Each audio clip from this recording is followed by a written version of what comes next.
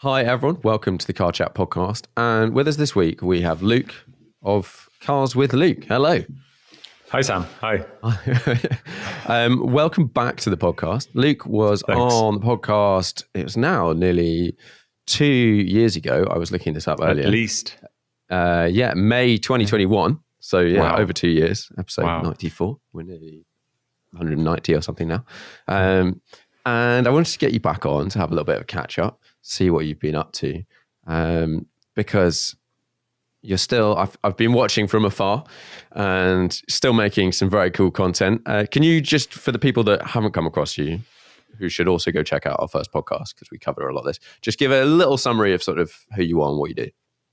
Sure. So I am I don't know how to name myself yet. I'm a YouTuber, photographer, trying to be a filmmaker, trying also to be a producer. So basically combining all of that into, my passion of cars and nice roads and adventures and people. And most of my videos are based in the Alps on exciting roads. I'm definitely not a car journalist. I just like to try and make high quality videos with some emotion and fun, and try and take the cars to unique places, not just driving around a city. Yeah, I would say if someone's watched one of your videos, and it's literally like any of your videos, they're always in sick locations, like relative to that's really someone that's important filming for in me. the UK. And I think when we last spoke, because you were doing the YouTube side, and I reckon you were in sort of 100,000 YouTube subscribers, something like that. Maybe. And you were doing some photography, and I feel like it's evolved quite a bit since then. And I feel like you're doing a lot more filmic stuff. No, I am. The film side, I think I love the most. That's what excites me the most what excites me the most is the idea of creating movies, actually. That would be my long-term goal, to really produce some movies for my channel and for some big brands, like Porsche or whoever. The production side is what I really enjoy.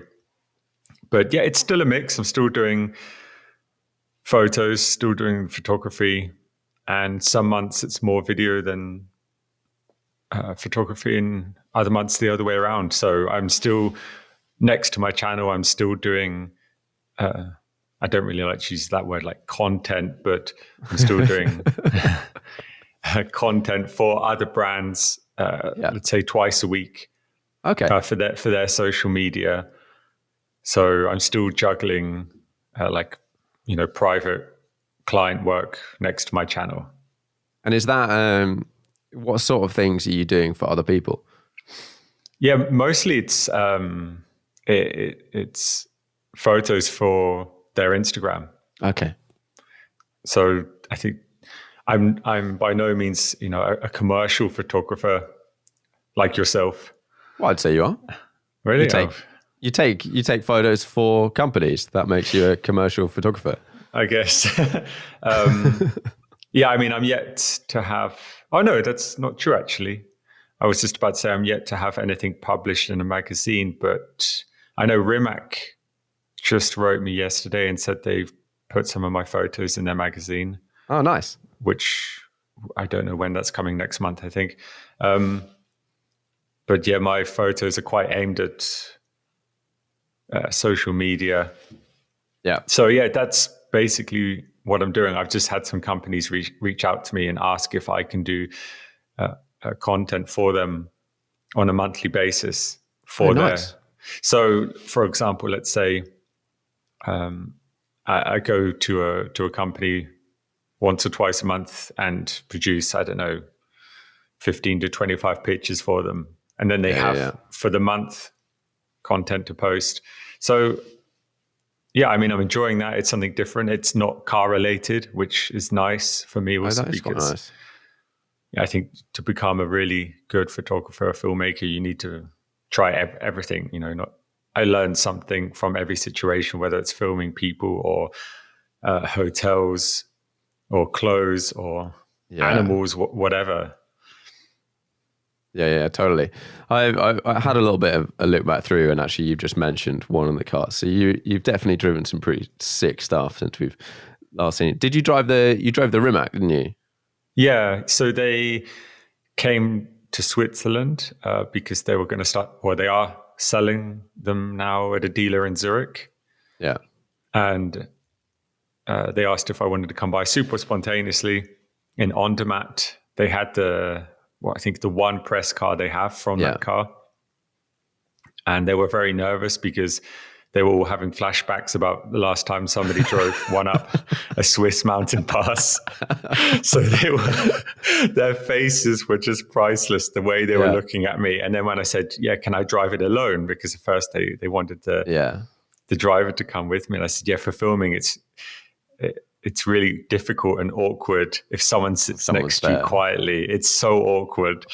And they were so nervous, but I think I gained their trust quite quick, and nothing happened. So I've made a video on my channel, and then at the same time we did a sunset shooting, some nice rolling shots with the car, which they used on their Instagram, and now, as they wrote me and said, they will be in the magazine also.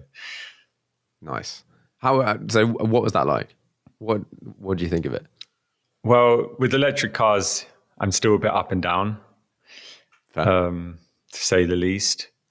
But out of everything that I've driven, electric sports cars, and that's an electric hypercar actually, it definitely impressed me the most, just based on how it feels. When you sit in it, you directly feel like, okay, I'm in something really special. I'm in a hypercar. It gives you that feeling. So to be inside it was really cool. It's very fighter jet style. Not that I've ever sat in a fighter jet, sadly, but that's how, we've all watched Top Gun. So it's a bit of that feeling.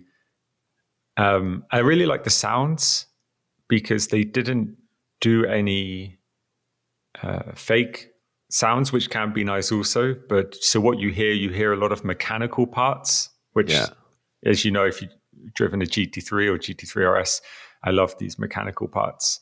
So you hear some nice mechanical parts moving around, which definitely adds to the fun. Power-wise, it's phenomenal. And I was in Switzerland, so definitely couldn't use the full power. No, getting rumbled. But so overall, it was a positive experience. It's just a very expensive car, It is. It's a lot of money to spend on an electric rocket. It is. I think of all the ones I've come across, it's the one that if I had like I don't even know what size garage, 100 car garage with unlimited funds, that's the one that I would go, well, I would buy that one because they do. It's their thing, and it was their thing before it was anyone else's thing. Yeah, and it does look sick. It does. Yeah, it does. I could maybe argue that it's too understated. I mean, that's what they wanted. Yeah. And each to their own. But for the power and how it is, I could also imagine it being a little bit more wild visually. Yeah. When the wing comes up, it does look especially cool. But it is a nice balance between still understated and looking like a hypercar. But as it is a hypercar, I think you can be a bit more crazy. Yeah, you could. You definitely could. It would be interesting to see how this sort of evolves and the Bugatti Rimac relationship. Yeah. As time goes on, will be interesting to see. Because I'm conscious that we don't have too much time today. One of the things I sort of wanted to talk about was you've had a bit of a personal car journey, actually, and over the last. I think I'm trying to think. When we last spoke, I feel like you had just got the RS6, or you'd had an RS6 for a little bit. And Yeah. did you have an RS6 and a GT4 at the same time, or did you have a Cayman? No, I never had two cars at once. Okay. I can't remember when we. Yeah, I can't remember. might have. I think it was either just that had or it. and then you'd got a GT4 and you had a manual GT4. Yes. And then did you change a manual GT4 for a PDK GT4? Is that right? Yes. What was the reasoning? Conventional petrol headism would go, oh, but the manual's better. So why would you get a PDK? You're not a real man unless you drive a manual. Exactly. Talk me through that. And then you've gone through quite a journey. And then also driven I'm still quite a few figuring it out. So to change from the manual GT4, first of all, the RS6. Yeah. It was one of those cars where I dreamt about for years. And maybe it's like when they say, don't meet your heroes. When I got one, I loved it for the first month. Yeah. And then I quickly realized it didn't excite me on a daily basis. Yeah. And also for the channel, I think with the RS6, you can run out of video ideas very quickly. Unless it's in the winter, in the winter, RS6, just awesome. You can just have fun with that the whole winter. But in the summer, which was when I had it, or towards the end of summer, I very quickly missed having a sports car for the mountain passes. And amazing car. I loved it, but realized it was the wrong time. I would love to own one again. And if I could personally have two cars, like, a GT3 and an RS6, this would be a dream. But the RS6, it's an expensive car. And the fuel economy on the RS6 was just insane. I think I never drove a car that drank fuel like that in my life at the time. Yeah, I can imagine. It's really insane. Yeah. Living near twisty roads as well. Yeah. So that does eat at you after a time. It does. Yeah. And I think, it's normal. Obviously, these cars use a lot of fuel, but you have to be receiving the fun factor back. So when you're driving a supercar or hypercar, you're not really thinking about it. But with the RS6, even when you drive it normally, the fuel consumption is just horrific. Yeah. So you're not receiving this fun from it on a daily basis, but you're still paying fuel prices as if you would be driving a supercar hard all day. Yeah. So, it was just the wrong time to have one. But as you say, it's like you always wanted to have an RS6. So now you've owned an RS6 and you're like, okay, I've experienced that. Now I'm trying some other stuff. Yeah. And you have been through quite a Porsche GT journey. Yeah, I'm still working on it. It's not the end yet. I said since then. No, yeah. Because what did you do after the PDK? You had a GT3, the dream. Yes, at 992. Yeah, GT3. A lot of these cars were just spontaneous as well. A lot of them weren't planned. So I just kind of go with the flow now. And if offers come up and it's a situation where I think, okay, I won't lose any or much money here, then I generally go for it because, well, you only live once. And I don't use that for much, but I think for cars, I just want to have as much fun as possible with cars. Yeah. The bigger I get, the more offers I have as well. I think some people forget that I have a lot of people offering me good deals because, they want me to do a video with them or whatever. So I just go with the flow. And I know YouTubers can get a bit of a hard time for changing cars, but that was actually ruined by a certain few people that did it on a monthly basis. And then it gave everyone else a bad reputation for it. And then I have people saying to me, oh, you change cars every month. And I was like, well, actually, I don't. The last ones I had always for a year or just under a year each.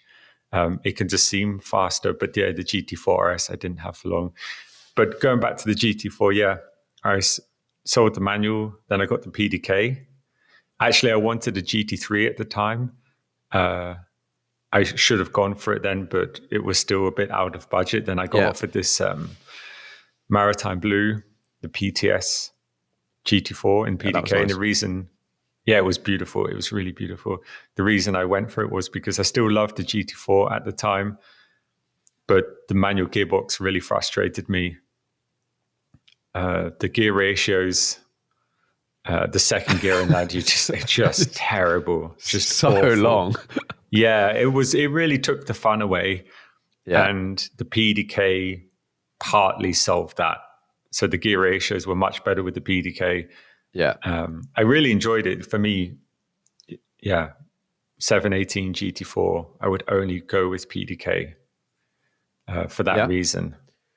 Or I know there's some companies that shorten some stuff. There are now. There wasn't when I had it, but there is a company, I saw some video about it, which I think shortened the manual.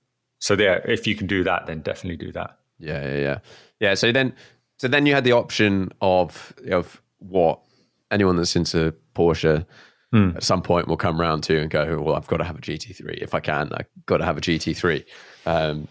So you managed to get into a GT3. PDK? Yes, yeah, which I love. I think that there is no right and wrong. It's this endless beef about manual versus PDK, but it's whatever you enjoy and it's what fits into your life. Yeah. Simple as that. So both are amazing.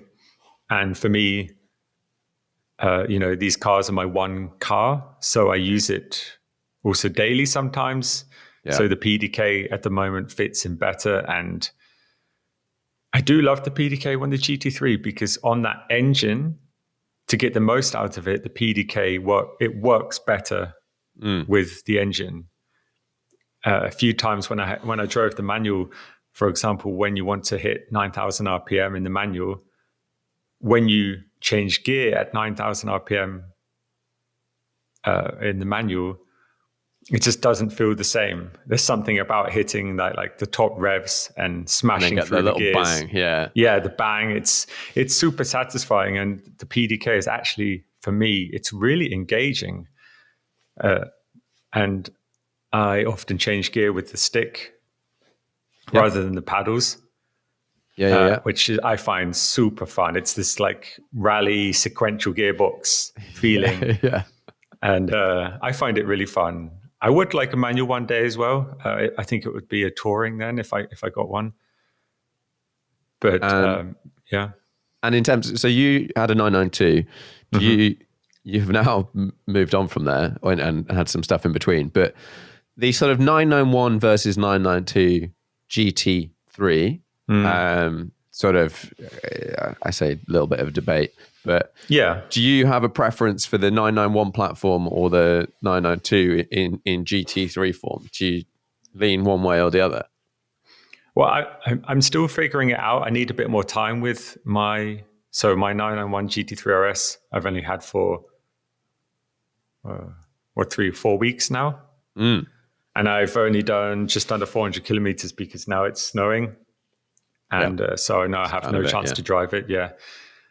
So I think visually, the 991, again, this is all personal preference. I think visually, the 991 is the most beautiful. Like the silhouette of what you see a 911 as. Great. I missed the light bar on the 992. Don't get me wrong. Like the light bar is just epic at nighttime. It looks amazing, super photogenic. It's I like them both in their own way. I wouldn't say I wouldn't have a 992 again, but basically when I sold my GT4 RS, when I realized it wasn't for me and I went partially deaf in my right ear for 3 days, which was the point where I said, I can't keep this car. I thought about going back to a 992 because, I admitted, I said, I missed my GT3. I missed the exhaust sound, but I thought, okay, had a GT3 992. I've always wanted a 991. I feel like now is a good time to try one. The prices on them are super stable now. Yeah. You know, they've done their price loss, and it's a timeless Porsche that even in 10 years it will still be as it is now. So I thought, okay, now is a good time to finally tick that box off and try living with a 991 GT3 RS, and now wait for the 992.2 to come. So that would be an option as something I would replace mine with, but I think that won't be coming out till end of 2024. Yeah, easily, I think. Yeah. And I've heard all sorts of rumors about what 992.2, where the hybrid is going to come in. Yeah. I've heard it's only going to be on the GT2 RS and maybe the turbo. I've heard it's going to be in everything other than the base Carrera, which which is possible, because I know with the dot ones, the space is there for them to put in however they're doing it. I think they're putting a motor on in the transmission or something to give a bit more power. But that would be quite interesting if, let's say Carrera S, I don't know whether they'll do it, but they could do NA engines in the normal Carrera. It might be turbo, but GT3, it will get a bit heavier, which we don't like, but at the same time, it could have another 100 horsepower and another whack of torque. Might make it quite interesting.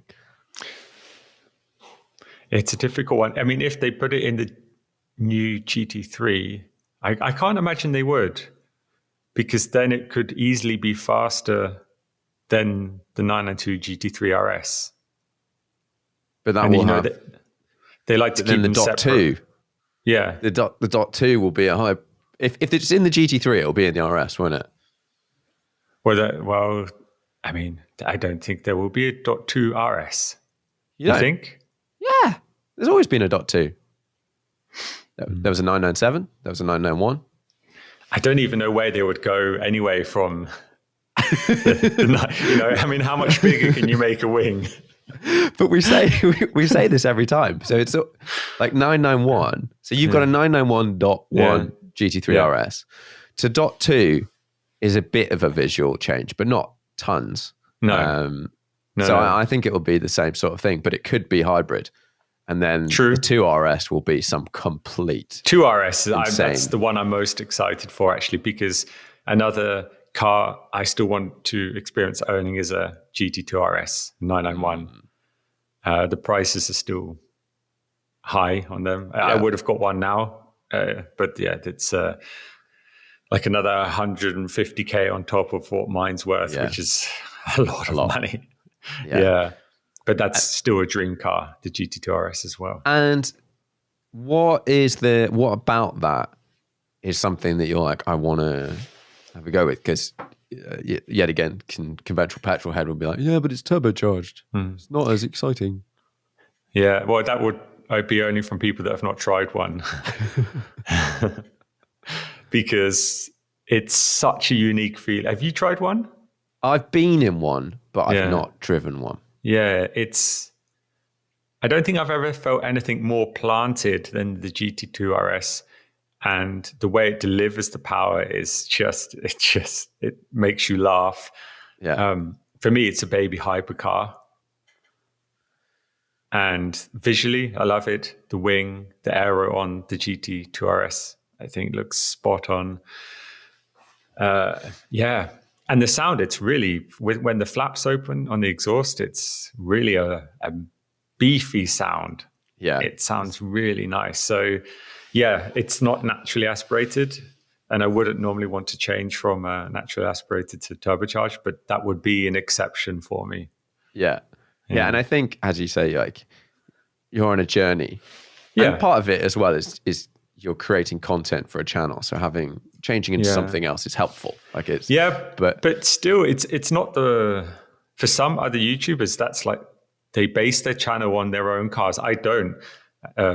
For me, owning a car, it's just a bonus. My channel was never based on the journey of me having cars. It's really just a bonus, which is why I find it hard to understand when some people freak out about changing cars a bit, because actually it's just an extra bonus. Or when I can have a cool car to use daily and do some extra things with on my channel. But the majority of my channel, it's videos with other cars. You know, it's not my car's just an extra. And also just for me, after, you know, the 7 days a week for 10 years working straight, flat out to get to this point, it's like, okay, now I also get to enjoy, you know, one of these special cars on a daily basis. It's just fun. It's just fun. If the offers come up and you're not going to lose too much money, then like I said, I normally would go for it. And there's still a few other cars at the moment I want to tick off. A 997.2 GT3 RS also. That would be something special. Yeah. Totally. Do you struggle with that? I'd say that sort of the creator conundrum of, if you have gone for a drive in your car, to not film something or not take any photos. I think I would struggle not to take photos because I love taking photos. But then it sort of sways it from a kind of like, this is just for me versus this is for I find that a bit tricky sometimes. It is, yeah. Because if you didn't share it, did it ever happen? Yeah, exactly.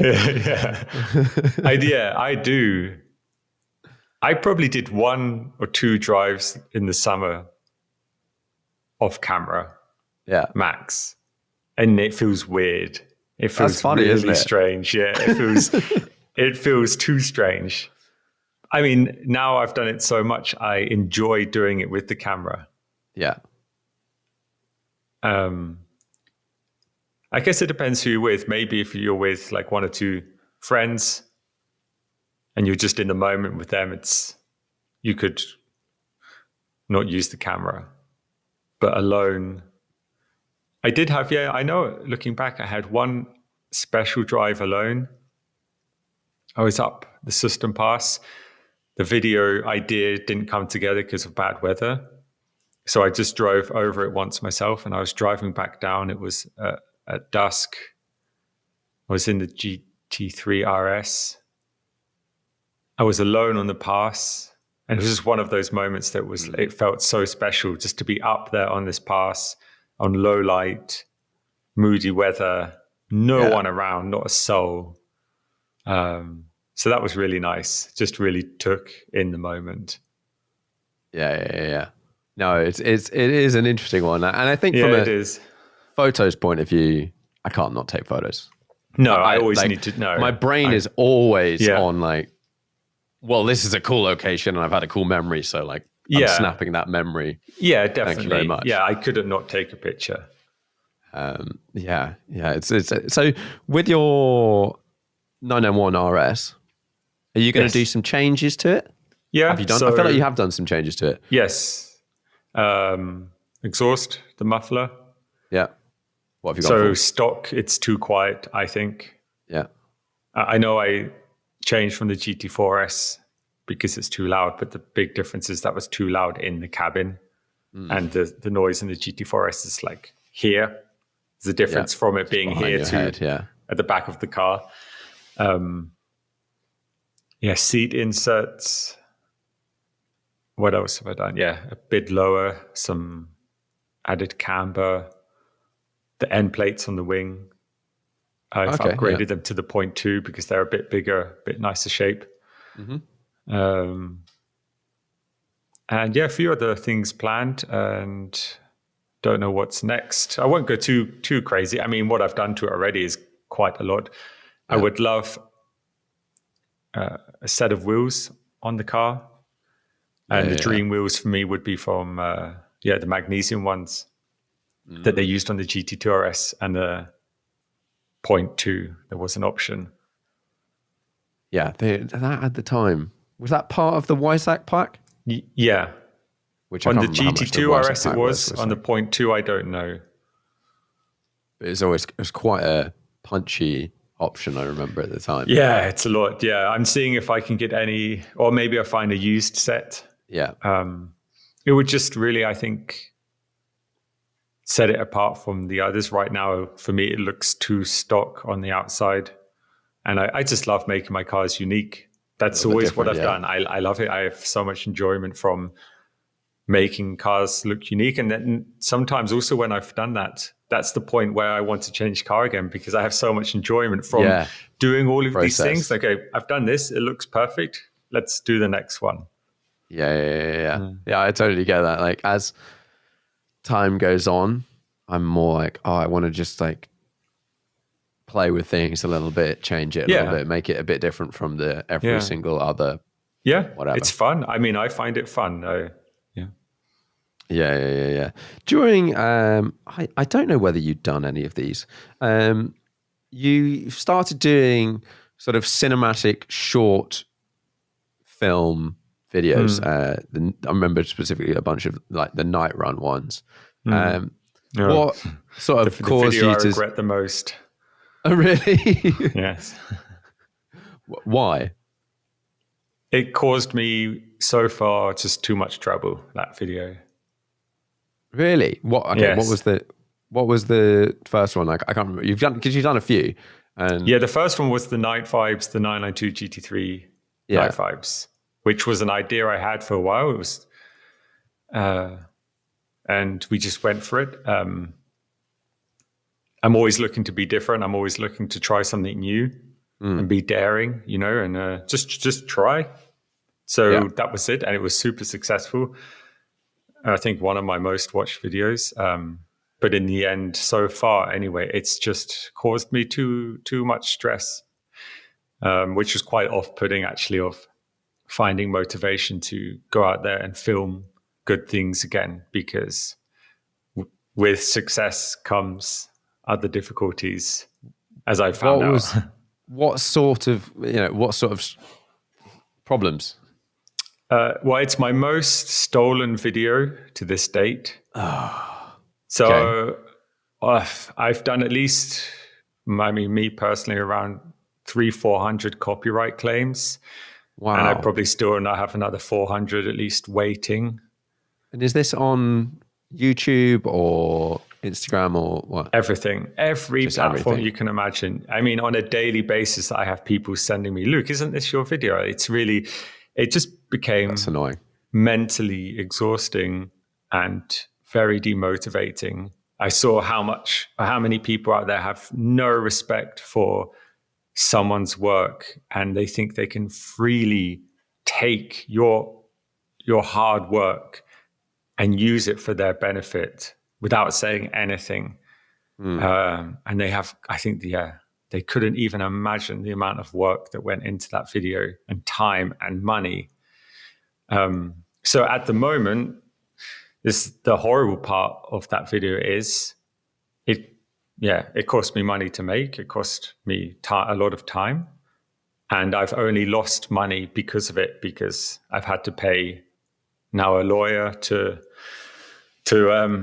write some letters. So at the moment, I'm just in minus because of creating something good. It's damaged me. That is, I imagine, psychologically really tough, because I guess it's really exhausting. Because you've done more of a similar sort of thing, which they seem to do well, and I think they're cool. I think you've done a really good job on those. You're trying, but it's, like I said, it's also demotivating at times. Sometimes I think I want to do more. That's also why I didn't do another Night Vibes video up until now, because it's just exhausted me so much what happened with that, the first one. I guess you must have had a lot of positive stuff out of the first one, though. Step back from the. Normally, I always look at the positive. Like, on whatever I do, there's always a 1% negative. Couldn't care less about it. Yeah. These people would never have the courage to get up and even try to do what I do. I couldn't care less. And I always look at the positive. But that one was so heavy of like, just took up my full mental capacity. Yeah, that's brutal. And especially when I had to, go and get a lawyer and I had to start paying huge legal fees. That's the point where I just felt like crying. I was just so exhausted and fed up. I mean, even every day I can go on social media and I will see someone using a clip. Last week, I see brands using clips of that video to sell their products. So people are using it also to make money, which is so insane that they think they can take my footage and use it to promote their like T-shirts, which they're already ripping off Porsche by writing like Porsche stuff on. And they're just ripping off everyone, and it's easy money for them. That's the line. I think for me, that's sort of the line. Of like, I don't like people I remember back in the early days of Instagram, you'd post a photo and then every freaking account on the internet would post it and be like, check out our collection of photos. Exactly. And you're like, cool. And at the beginning it was fine because you got a bit of growth. And then it got to the point where people were like, well, I'll just follow this account that posts everyone's sick stuff and I don't need to follow anyone else. But then as you say, there's a very hard line, which is when a commercial entity takes your content and then starts using it to promote and sell. You're like, no. This is the point where you pay me money now. Yeah. But I give you another example or two more. So I've also got someone doing copyright claims for me because there's so many. Yeah. And it's really started to be quite negative on my mental health, seeing all of it. So I have someone also doing it. And through some of the copyright claims, people even try to fight back and be like, and say that, no, we can take your footage. So I was like, that's the point it went to where I just didn't know what to say or think anymore, where people were even fighting back and threatening me. That's insane. It's like, okay, we can take this to court. Like they really think that they can use my footage for their brand. And I don't have the right to say that it's even mine. Maybe you saw or not, I don't know. But I mean, I can't talk about it much right now, but people know about it. It was, so that part of that video was used on the Post Malone World Tour. I think it was the 24 Karat World Tour. Without asking you? Yeah, of course. Oh wow, that's no joke. Like there's a lot of money being made in this situation. Then not a lot of money needs to be transferred. I had to figure all of that out. I mean, the money made from it is, as you can imagine, just insane. And that was the point where it just broke me, where I was being tagged in stories around the world from people at Post Malone concerts, like, watching Post Malone and Cars with Luke in the background. And that was the point where I just broke. I just, I wish they had reached out to me and said, Luke, like, we love this. Can we use this as like a recurring clip with some graphics? I'm like, yeah, awesome. Like, you know what? How about I even create something for you? Let's work together. That's my mentality. Well, you'll pay me some money, which will be insignificant in the context of your tour. Exactly. And it will be for you. I would have asked for a fair price of just, okay, that's what I want per show for you to use my footage. And like, I'm so up for working together. Like that would be so cool. Yeah, it would be amazing. But it was just taken. It was just, I think the difficult part of that to understand was that for such a big brand and concert and name, how that got through like a clearing, there must have been some people that check, okay, we need to be careful we show. Do we have rights to this, So I've not talked about it since. A lot of people have been asking me the last half year, but right now it's all going through the legal system. So, I mean, I can mention it because everyone knows about it, but I won't say anything more about it at the moment till I'm conscious that you've got to go in like a second, but I think, that sounds rubbish. Yeah, it was. But the content, Yeah. if you could sort of put that aside, I'm not saying like, forget about it or anything, but just in the context of this conversation where like people are really loving your content. People are really liking Thanks. these videos. Yeah, I appreciate that. And that's the overall thing. I know Yeah, there's sure. And become that's a lot what of makes me negative stuff. happy. Every time someone stops me and tells me how much they enjoy my videos, I receive so many heartwarming messages from people around the world that tell me that I inspire them so much, and my videos make them feel good, it makes them happy, brings them joy. And that for me is the absolute best. That's what gives me the energy always to do more. I love seeing people happy, and I love sharing. If I get to share my passion and makes people happy and entertains them, then I mean, this is just the best thing in the world. It's just sadly things like that video. It does create a big cloud over your head. Yeah. And to be a creative, you need this kind of clear head. And so the last half a year, this is like a huge pressure on me in the background of fighting this. It's just completely draining that I have to now fight to claim back what's mine. I have to prove that that's mine. Yeah. Like, surely this requires zero proof. Just check when I uploaded the video. Yeah. That's what you think. And I think I talk for a lot of artists and creators around the world that I know have also suffered from similar things and had content stolen or used without permission. And like I said, the point when people start making money off using your content is you really cross the line. Yeah. That's a shame. I don't really want to leave that as the bit we leave off on. No, sure. No, of course. I mean, look, I'm conscious you've got to go.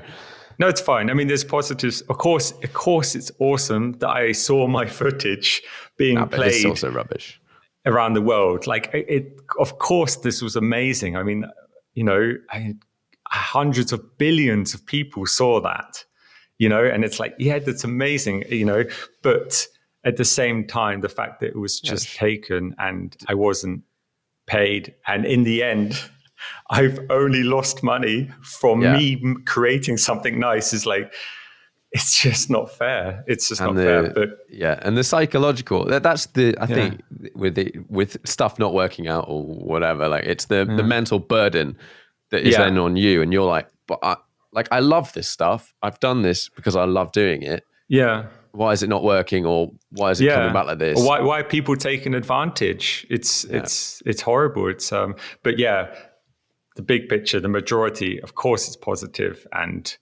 I love making the movies, and I want to continue making them. I want to continue doing the vlogs, just the fun vlogs, and then every now and again, the movies need more time. They need money. I have to pay an assistant, each time to help me film. So I'm trying to figure it all out still and find more budget. The more money I can find, the more movies I will make. Yeah. That's as simple as that at the end. And it will lead into, I don't know whether this stuff is happening already, but you said you want to make more films and more films for other people. 100%. Doing stuff like that, even if you did it super rarely, people go, oh, right, okay, you can make that. Like we see what other stuff we do and we know that, but you've done this. Yeah. Okay, no, come and make a video for us or whatever. And then no, I'd love to. I really swing that way. Still figuring it out, as you know, and just going with the flow and it's cool. We'll keep it up. What happens. I'm enjoying it from afar. I've been stuck at home with a small child since we last spoke. I remember. But I will get out in your direction and hit you up at some point. Yeah, I really hope so. You're welcome anytime. You bought a new car, didn't you? You bought a new Porsche. I did. I got a GTS. Yeah, that's like the family sporty. The sort of family solution. For you're into your Porsches, so I'll give you the nerd spec on it. Please. I've deleted the GTS suspension. Okay, the Carrera interesting. S suspension, or PASM Plus 10 or whatever it's called. Okay. The acoustic glass, noise insulating acoustic glass, which no one specs. It's a bit quieter inside. Okay. And then, just that's pretty much it. Nice stereo, etc. And I'm loving it. I actually really enjoy using it. Was it a 991 or 992? 992. I remember seeing it. You posted, but I couldn't remember which one. The 992 GTS also for me is like a car I want to own. But now I did think about getting one or moving to a GTS eventually, and then having that one car for everything. Like, okay, so that's my car. I use it all year, rather than having a GT3 and saying I can only use it in the summer. Yeah. I mean, the GTS I loved it. It's one of my favorite cars. I would just spec it with the lightweight package, so no rear seats, the carbon buckets, and then I have this cross between like a really cool daily, but still a sports car feeling. Yeah. But actually, I'm also now waiting for the 992.2 GTS to come. Yeah. Which will, I guess, be a hybrid. And it might be a hybrid, which will be quite interesting. I guess they will do it on that. The one I would love them to do would be do NA hybrid. I don't think they'll do it, but NA hybrid on that car. I think that would be like that awesome. Would be a special. Yeah. But I'm excited. I mean, if they make it a hybrid, that will be a rocket. I mean, it already is fast, as you know. It's already really fast. But it will be a GT3 fast or faster, even potentially. I don't know. But it will be. Well, it'll be all the cars. So that's like a 500 horsepower car now. If they go hybrid, it'll be 600. And it's bloody fast enough now. Yeah, like totally. In the winter and wet and all that sort of stuff. You know, midway through third, you're like burning some rubber. Right. Let's wrap this up, and we'll definitely talk again because I've got so much stuff. We can chat about cameras and whatnot and all that sort of stuff. Yeah, I'm down for that. Let's do another one on cameras. I'm all down for that. 5-car garage, unlimited value. Ooh, go. Wow. Okay, I'm not prepared for that. Okay, so I guess there's got to be one hypercar in there. So I'd go for a 918 Spider. Nice. I would go for the only BMW I would want, which is the E46 CSL. Interesting. Yeah. I'm not really much of a BMW guy, but that one, that was the airbox sound on that, and it was really... It's a cool car. Yeah, it's a cool car. That's 2. That's 2. Needs to be GT3 in there. Question is which one? That's a tough one. Which one? Yeah, that's really tough. That's really hard to say which one. Because I've actually not driven a 997.2 RS yet. If I do come to Switzerland, I'll bring my one. Oh, you have? I forgot you have one, yeah. Sorry. So I guess that could be one, but I've not driven it yet. Not driven it, can't so say... fair. Yeah. I mean, look, any GT3 at the end, I think, the one I have now, even the 992, I guess for visual reasons, I would say, okay, the one I have now, 901.1 or 0.2 cool RS. Thing. Yeah, it's timeless at the end. So that's 3. Have you got like a sort of quasi-practical daily winter whatever in there somewhere? Yeah. It would have to be either a GTS or a Dakar. Oh, I guess go GTS. You could and have rear seats. Yeah, and I can say that's the one. There's a rumor going around that in the next sort of generation, 992.2, because Dakar was reasonably popular, we might get, and I would love this, Dakar suspension option. Yeah, so you can have a raised Carrera, but of any model. I would do that. I would go for that over a Dakar. Yeah. Yeah. Like definitely. I would totally have my car as it is. It's great. But if I could have it slightly raised, and there's no reason for me, I could just change the suspension to do this in the winter. That would be pretty awesome. I don't need all the protection, and I want back seats and all that sort of stuff. Right. Okay. And you've got one more. Oh, is it? Do you have a classic? I've not driven enough. I love classics. I love looking at them. I've just not had the opportunity to drive them. that I could say which one I would want. Yeah. I guess there should be a V12 in there, shouldn't there? Should have one V12. Very possibly. And the best V12 to this day most exciting was the 599 GTO. Does that And I'm not a Ferrari stick guy, in but your that mind? Yeah, the car. sound, it was just, yeah, it's really, it was a limited edition one from Fernando Alonso. It was one of one that also was louder than normal. And it was, that car really stuck with me. Actually, that was, It's a sick car. Yeah, that V12 is something else. Yeah, and that package, when I look at all of the sort of special edition V12s, looking back at the sort of 599, et cetera, et cetera, et cetera, that's the one I go, okay, if I was going to have one, even having not driven one, I've driven some of the others, like that's the one that appeals to me the most. Actually. It does. Yeah, I have a few friends at the moment looking into F12s, and I'm not sure what the market's going to do with them. I think it's an interesting car to buy right now, the F12.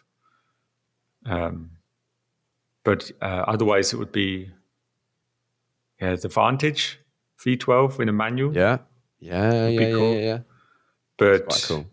Yeah, the GTO is the sound of that is really it's like something. Of all of the V12 noises, you can go, okay, you can have a other brand V12, or you can have the Ferrari one, and that sort of particular version of it just sounds the most insane. Like Aston V12 sound nice, but they do not sound Ferrari V12. How? Yeah. Like it's not the same thing. Yeah, no. Like I'm just smiling, thinking about that V12 sound now. Who knows? Maybe one day as well, I change from owning a Porsche for once and get something like totally different. But I don't know. Maybe my following would give me too much of a hard time if I did. Nah. Anyway, the GTO is what are they now? What, 500,000 or more? Yeah, more probably. Yeah. Right hand drive. They went up loads. They went up to like £900 at some point, but I think they're back down at sort of 600. Oh yeah, bargain. And then and then left hand drive is a bit less. Okay, 450, 500 or whatever. But it's a lot of cash. That's yeah. And you could get a 5. Like I know that it's not the same, but it's difficult to discount. You could just get a 599 and put a rowdy set of pipes on it, and it's going to be 95% of the way there. Yeah, this is true. Yeah, this is really for like true. $100,000 or less. Exactly that. But these are things you want to try, and you want to be like, ideally, can I borrow someone else's car for like a week? A month, which you get to do often, a month, and then you're like, I've had the full ownership experience. I can now try something else without having to own it.